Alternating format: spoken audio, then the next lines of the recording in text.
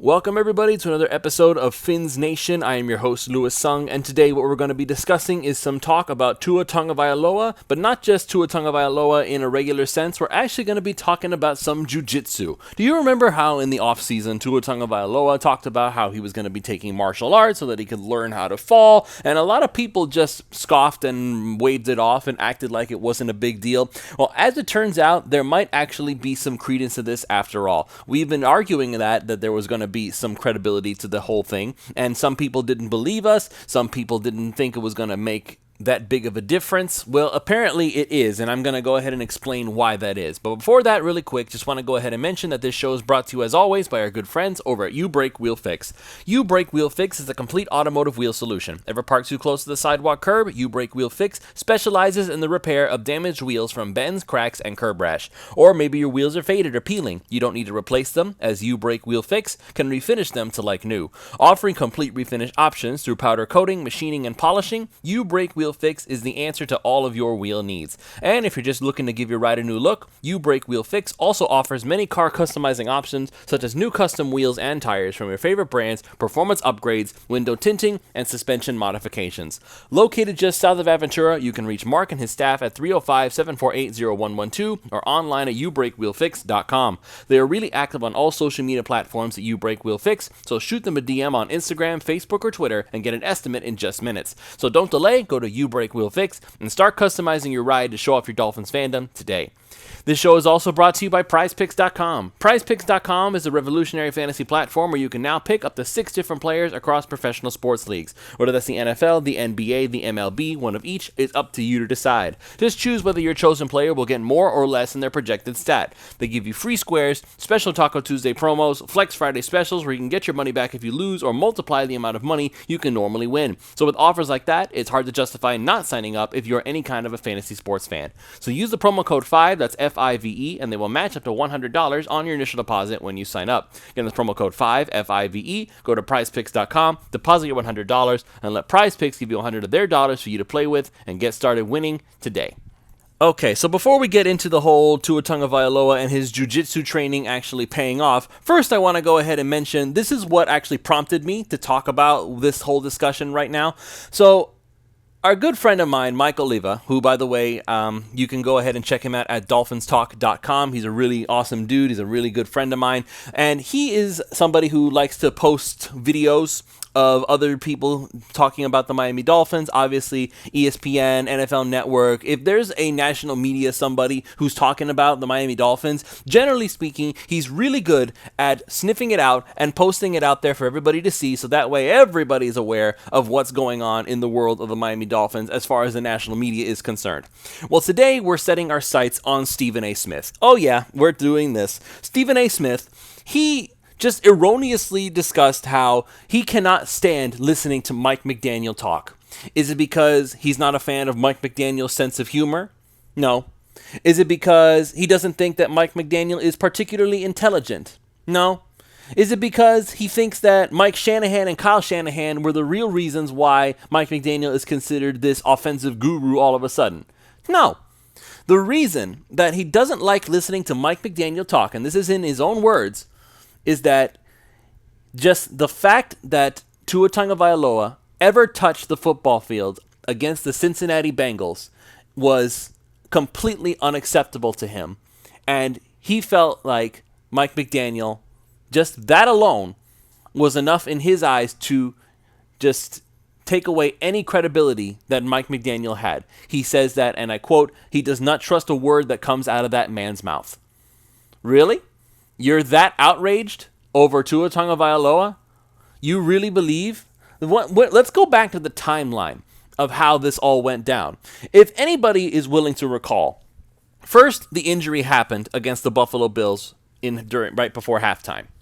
And Tua ends up having to go into the locker room. Obviously, everybody thought he was concussed and he was not going to come back out. Well, keep in mind the way that this whole concussion protocol works when it comes to NFL quarterbacks, or at least before the whole Tua situation happened. There is always on hand an independent evaluator, completely free from the NFL, completely free from the Miami Dolphins. He's just an independent, he's a contractor. He is literally somebody who is there, and his entire job is to be unbiased and completely impartial to who it is, who the team is. He has no horses in the race, nothing. And this doctor, or this nurse, however you want to discuss it, however you want to phrase it, because some people are saying that maybe he doesn't deserve the credentials he had, whatever you want to put out there. This independent evaluator came out and said that Tua Tagovailoa, in his estimation, was not concussed. And as such, he was given a clean bill of health to go back out there against the Buffalo Bills. And ultimately, he led the Miami Dolphins to victory in that game. And he was seen later on, he was seen okay. He didn't seem out of sorts as far as his mental capacity. Now, later on, we find out that, I don't really remember some of that. Okay, fine. The independent evaluator was wrong. But the problem is, and this is where I think Stephen A. Smith is complaining, is that Mike McDaniel should have taken it upon himself to say, I don't care what independent evaluator has to say. He should have kept Tua out anyway, because in his professional opinion, Mike McDaniel should have realized, the independent evaluator is wrong, and I am going to do what I need to do to make sure that I am right and Tua stays out of this game for his own protection.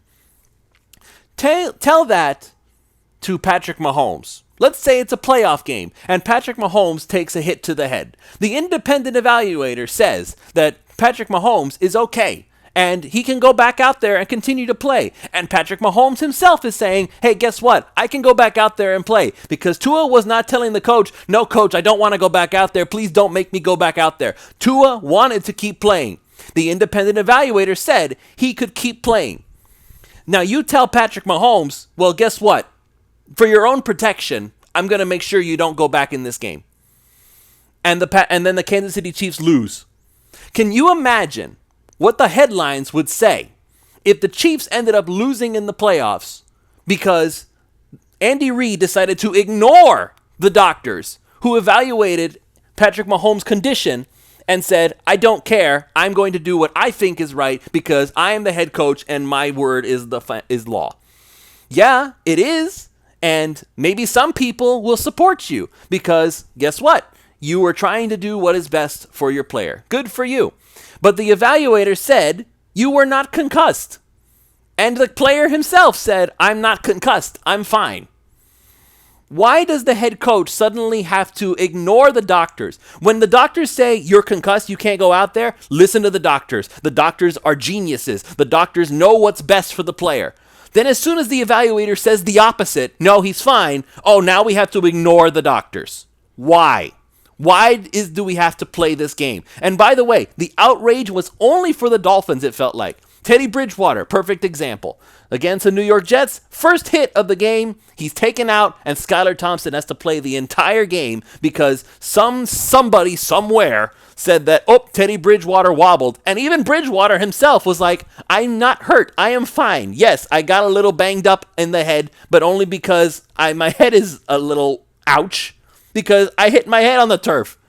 I bonk my head all the time when I get up and I forget that the desk is above me if I have to go pick something up. I am not concussed because of that. I've hit my head harder than that too. Many times when I was a kid. I was not concussed every time I bonked my head. And by the way, Teddy Bridgewater had a helmet. Kid me did not have a helmet on when I ended up falling and hitting my head. I did not have a concussion then, and I don't think Teddy Bridgewater was concussed even then. Nobody was able to officially say, Teddy Bridgewater officially has a concussion. It did not happen. It did not happen. So now Stephen A. Smith is coming out and saying that in an entirety, his complete opinion of Mike McDaniel is now so low that he cannot stand to listen to the man talk because Mike McDaniel had the gall, the audacity to listen to the doctors who said Tua was not concussed. It was a back injury. Whether you believe it or not is irrelevant. A lot of people believe that, yes, Tua was concussed. Fine. Nowadays, people believe that Tua was concussed. I don't know if Tua still believes that. I don't know if Mike McDaniel believes that now. And even if he does, okay, but you were making a decision in the moment, and the independent evaluator, who was the expert on the scene, was saying Tua was fine, and he could continue to play. But because they allowed Tua to continue playing based on the expert opinion of the evaluator that was given to them, which again is not affiliated with the NFL, is not affiliated with the Dolphins, was not affiliated with the Buffalo Bills either. But because that expert opinion did not go with the court of public opinion, so now Mike McDaniel himself has lost all respect from the great Stephen A. Smith. I'm sorry. I'm so sick and tired of this fake outrage when it comes to the whole situation. Obviously, I was concerned for Tua. Obviously, I thought, okay, maybe Tua shouldn't play, but if the doctors are saying he's fine and Tua's saying he's fine and Mike McDaniel's going off of what the doctors are telling him, I don't see why we have to look at this differently as opposed to anybody else. There have been players who supposedly hit their head and get concussions, and then a week later, they're back out there on the field, and we do not have this freak out moment. Kenny Pickett is one such example. He wasn't out very long before he went back out there. Where's the outrage for Kenny Pickett? It's nowhere to be found. It's only Tua, and the only reason we're having this reaction is because Tua was unlucky enough to end up hitting his head again, and then the fencing position happened, and we all saw it on television. It was a horrifying, scary moment for everybody, and I know that it's very much a trigger moment for a lot of people still. I get it. But what we're doing here is we're playing the results. Tua ended up getting concussed for sure in Cincinnati. People debate whether he was concussed in Buffalo. Most people believe that he was. At this point, even I have to believe that he was. But I'm not going to criticize Mike McDaniel for not taking it upon himself to ignore the expert, the one that we're all supposed to listen to, and say, I'm going to do this my way because I don't care what you say. He wants to win football games just like anybody else. Tua wants to win football games, and he was also pushing to go back out there. I'm sick of this. I'm sick of the fake outrage. So now Stephen A. Smith goes out there on national television and basically says, I do not trust anything that Mike McDaniel says ever. Really? We're going to do this? Okay, be that way. So now, we bring this back up because we're talking about Tua Tagovailoa's Jiu-Jitsu. As a result of all the concussions that he suffered in 2022, as a result of everything that happened with the national media and how everything was covered, and obviously we want to make sure that Tua is protected long term, because beyond the fact that we want him to be the quarterback for the next 10 years, we also want him to have a long, happy life after retirement. Who wouldn't? So what did Tua Tagovailoa decide to do in the offseason? He went and started to study Jiu-Jitsu. And the very first thing that he started to learn was how do you fall properly and protect yourself while you are falling. And so many people acted like it was just a nonsense whole discussion. Like, what do you think Jiu-Jitsu is going to do when a 300-pound defensive tackle comes in and smashes you to the ground? How are you going to protect yourself when you can't even move your arms because the dude is completely hugging you to the ground? Well, first of all, if they are itching for a roughing the passer penalty, then that's on them. That's number one.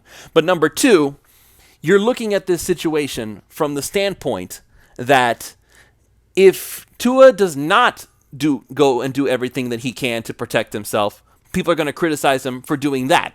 So he goes and takes jiu-jitsu. He learns how to fall. And there is credibility to that because as somebody who used to take karate myself, the very first thing that my karate teacher taught me was how to fall without hurting yourself. He always taught me that I needed to slap my arms against the ground to basically brace myself for the impact so that I don't end up hitting my head instead. Now, some people may hear that and say, well, your karate teacher was wrong. You guys can debate that in the comments if you want, but that's what I was taught. And God, thankfully, I was not having to use that at any point in my life so far. But nevertheless, the first thing you learned was how to fall, how to protect yourself while falling. And as it turns out, Tua Tagovailoa has already had a reason to use it. So let me go ahead and I'm going to just read this quote here from Tua himself during yesterday's practice when he was meeting with the media. So I'm going to go ahead and talk about this because apparently Tua did what was perceived as a backflip during the practice. And so Tua went ahead and addressed that and talked about what actually happened there. And it actually had everything to do with the jiu-jitsu training. He says, and I quote, "Yeah, so let me give you context. I did not backflip. I got hit from someone in front of me. I have no idea who it was, but I sort of hit a little somersault going backwards, and I flipped backwards. No backflips over here, though. But I think to that, it was cool to see because now, in a weird way, it's like the quarterback room cheers when we start to do that. I don't know if that's a good thing or a bad thing that we're doing jiu-jitsu falls, but it's hard to gauge that because that was the first time I've done it. It's hard to gauge it because these guys on the opposite side of the ball have got to stay away from the quarterback. No one can really touch me. So the only time you can really put that to use is in a real live situation game." Now, Tua was then asked a question about what the instinct and muscle memory was. So let me go ahead and I'll read that one. Quote, "Yeah, I would say with the muscle memory thing of it, it's not to where it's something that muscle memory yet for me. I don't think that'll be something that, becomes muscle memory unless I do it for like a year or 2 years. And I think that's for anything. You're very conscious of it. It's in the back of your mind when you do end up doing it, but it's not like, oh, I'm falling this way. I know exactly how to fall right here. Unless I'm actually thinking of doing it that way. So I've just got to continue to work on it and practice it." Okay, cool. So that was the end of the quote. So what did Tua just say there? He said that he is still practicing, he is still learning it, but he's keeping a conscious effort to make sure that when he does end up falling, he tries to remember everything that he is learning in the jiu-jitsu training. So it already is starting to pay off because in that moment, he did remember, hey, I got to remember what I trained to do in the off season so that way I don't end up hitting my head. And guess what? It seemed to work. Now, obviously, like he said, this is not a real game situation. This is a practice. They're not actually supposed to be able to hit him. So when the real games start, that's when things are going to be very interesting. Is Tua going to be able to remember what it is that he's been learning? He's going to continue to take the training. I'm sure he is. I'm sure that they're going to absolutely work him to the bone when it comes to making sure learn how to fall properly. And he said it's going to take a year or 2 years to really get it down to muscle memory. But even if it's not muscle memory yet, after a certain amount of practice, you start to remember, oh, hey, I should probably try to do this because this is probably going to protect me from this certain situation. The conscious effort, even in the split second of a moment that you're going down, you'll probably try to remember, hey, quick, let me try to do this. It's not going to be exact, but it is going to be an instinct that is like, oh, I'm falling. Let me try to do this real quick. It's a conscious thought that takes place. It's not muscle memory because muscle memory means you don't even have to think about it before you do it. But he will probably remember, oops, going down, and let me try to see if I can fall. And if that's what he's going to do, then that's good enough for me. I feel like he's doing everything he possibly can to make sure that he manages to stay healthy. He's even going to be starting off with the brand new helmet that is supposed to be protecting against concussions at the highest rate possible. So Tua is doing everything humanly possible, and Mike McDaniel is encouraging him to do everything humanly possible to make sure he does not get another concussion. Not once in this whole process did the Miami Dolphins do something that was considered unethical. Not once in this entire process did the Miami Dolphins try to do something sleazy. Not once in this entire process did the Miami Dolphins do anything that, quite frankly, is deserving of any real criticism, in my opinion. Should Mike McDaniel have told Tua, don't play in the Bengals game? That's up to your interpretation. Again, I feel like that the doctors were telling him Tua's not concussed. He's fine. It was a back injury. Tua himself is saying, don't worry about me. My head is fine. I am not suffering from any head injuries. We all know what happened now. We all know what happened, and what's in the past is 2020 hindsight. Everybody knows exactly what should have been done after it has already taken place. But to act like the Dolphins did something like just morally wrong, the way that people are talking about Stephen, what even prompted that whole discussion? I can't help but wonder. First, we were talking about how Tua Tagovailoa could possibly lead the Dolphins to victory in the AFC East, and then they play a clip of Mike McDaniel talking, and Stephen A. just gets triggered by the fact that Mike McDaniel's words were in his ear. What even prompted that? You're not even on topic of the question anymore. But then again, it is ESPN First Take. Since when does anybody ever really stay on topic? So that's going to be it for this show. Thank you all so much for listening. If you haven't already done so, make sure you check out You Break Wheel Fix. You can reach out to them at 305-748-0112 or online at youbreakwheelfix.com. And make sure you go to prizepicks.com, use the promo code 5, that's FIVE, and they will match up to $100 on your initial deposit when you sign up. So they're basically giving you a free $100 from their pocket so that you can use to play with before you even have to touch the money that came out of your pocket. So that's going to be it. We will see you all tomorrow for another episode of Fins Nation.